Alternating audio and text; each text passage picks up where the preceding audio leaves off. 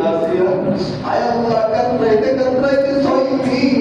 কি নির্মম নির্যাতন নিষ্ঠুর জ্বালাতন সহ্য করে আপনি নাসিয়ার দেশে চলে গিয়েছিল মাওলা রব্বুল আলামিন আল্লাহ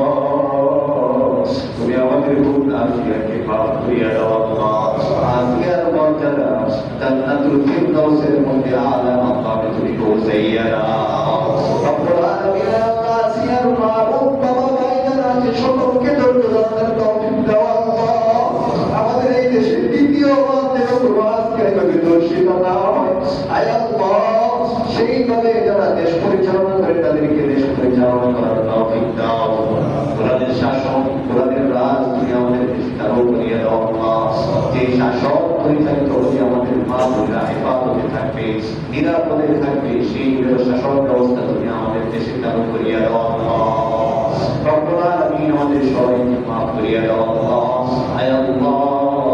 আমাদের মা বোনদেরকে সন্তানদেরকে স্ত্রীদেরকে মাফ করিয়া দাও আল্লাহ মাঝে রমাদান আসলে আমাদের থেকে বিদায়